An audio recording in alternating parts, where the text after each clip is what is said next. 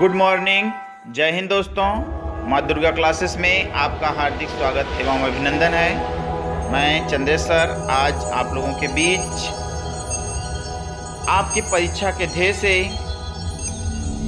कुछ महत्वपूर्ण टॉपिक लेकर आया हूँ। चाहे वह आपका टेट परीक्षा हो या सीटेट परीक्षा हो या सुपर टेट परीक्षा हो, कोई भी शिक्षक पात्रता परीक्षा हो, उसके लिए यह वीडियो बेहद महत्वपूर्ण होगा। लेकिन ध्यान रखिए, अगर यह वीडियो आपको अच्छी लगे तो आप लाइक एवं सब्सक्राइब करना बिल्कुल ना भूलिए। चलिए, तो आज हम लोग अध्ययन करेंगे अघोष व घोष तथा अल्पप्राण व महाप्राण पे। ठीक है, तो सबसे पहले आप देखेंगे अघोष और घोष। अघोष और घोष। घोष को सघोष भी बोलते हैं, घोष या सघोष।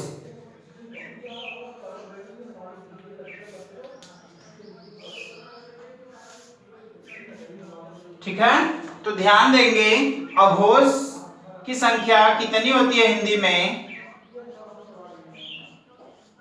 हिंदी में अघोष की संख्या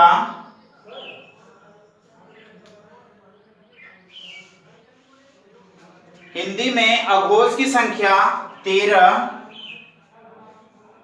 व घोष या सघोष की संख्या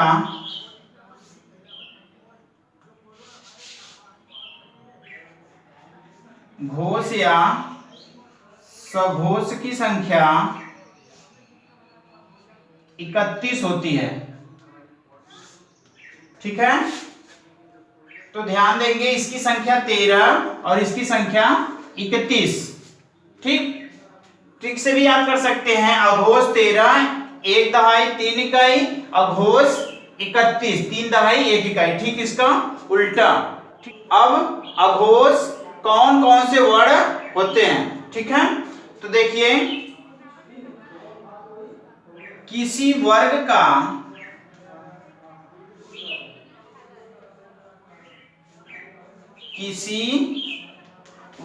का पहला व दूसरा वर्ण, किसी वर्ग का पहला व दूसरा वर्ण प्लस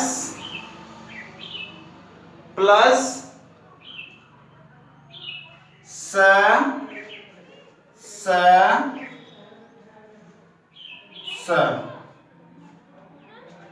ठीक है, किसी वर्ग का पहला व दूसरा वर्ण तथा स होता है और इसमें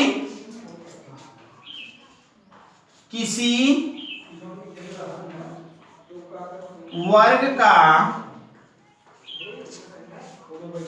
वर्ग का तीसरा,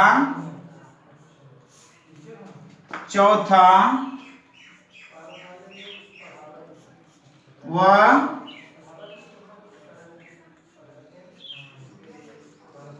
पांचवा वर्ग प्लस अंतस्थ प्लस स्वर प्लस ह, प्लस अंतस्थ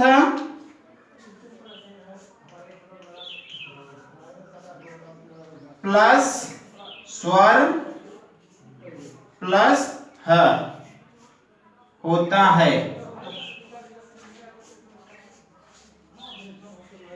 अर्थात इसमें अघोष में किसी वर्ग का पहला व दूसरा वर्ण तथा स होता है और इसमें घोष या सघोष में किसी वर्ग का तीसरा, चौथा व पांचवा वर्ण प्लस अंतस्थ प्लस स्वर प्लस ह होता है, जिसके कारण इसकी संख्या 31 और इसके कारण इसकी संख्या 13। देखिए कैसे, क वर्ग का 2, च वर्ग का 2 ट वर्ग का 2 त वर्ग का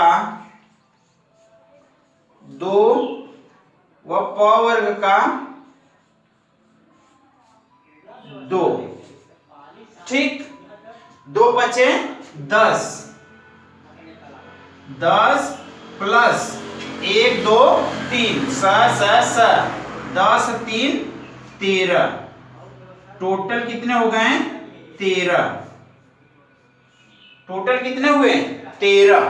अब इधर देखिए, तीसरा चौथा व पांचवा, तो क वर्ग का 3, क वर्ग का 3, च वर्ग का 3, ट वर्ग का 3, त वर्ग का 3 व प वर्ग का 3। ठीक, 3 बचे 15, 15 ये हो गए, प्लस 4 अंतस्थ, 4 अंतस्थ प्लस 11 स्वर, 11 स्वर प्लस 1 ह, सब मिलाकर हो गए 5 और 9 1 10 1 11, 1 1 2 1 3 31। सब मिलाकर कितने हो गए? 31। तो यह रहे आपके अघोष और यह रहे आपके घोष। यानी किसी वर्ग का पहला व दूसरा वर्ण, किसी वर्ग का पहला व दूसरा वर्ण, जैसे क ख ग घ अंग, क वर्ग में क और ख दो वर्ण क्या होंगे? अघोष होंगे, बाकी 3 क्या होंगे? घोष या सघोष होंगे। ठीक, तो चलिए अब इसके बाद हम चलते हैं अल्प प्राण और महाप्राण पर। ठीक है, ध्यान दीजिए। चलिए, अल्प प्राण और महाप्राण।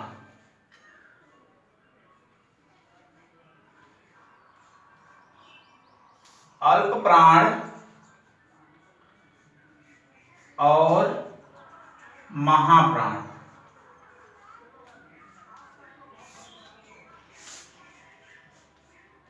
ध्यान दीजिए, अल्प प्राण,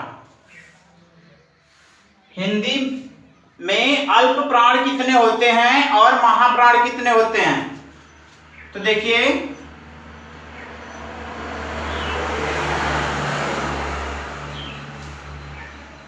अल्प प्राण की संख्या 30 और महाप्राण की संख्या 14। अल्प प्राण की संख्या कितनी है? 30 और महाप्राण की संख्या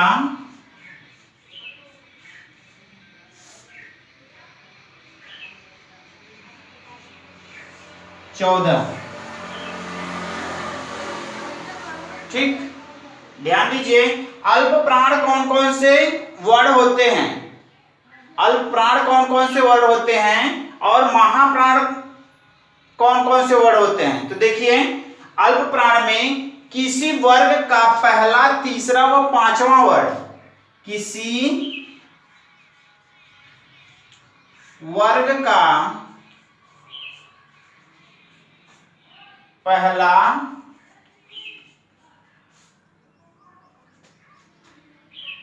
तीसरा व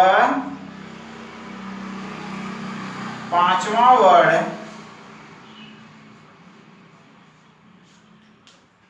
तथा इसके साथ अंतस्थ और स्वर भी जुड़े होते हैं, प्लस अंतस्थ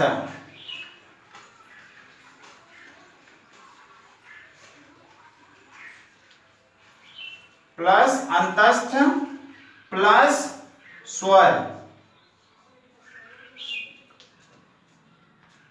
ठीक है, किसी वर्ग का पहला, तीसरा व पांचवा वर्ण प्लस अंतस्थ प्लस स्वर होता है।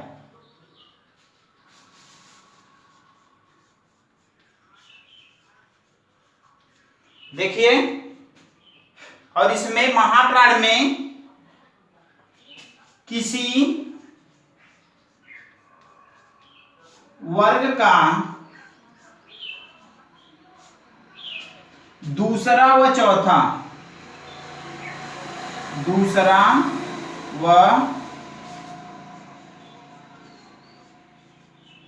चौथा वर्ण प्लस ऊष्म व्यंजन होता है।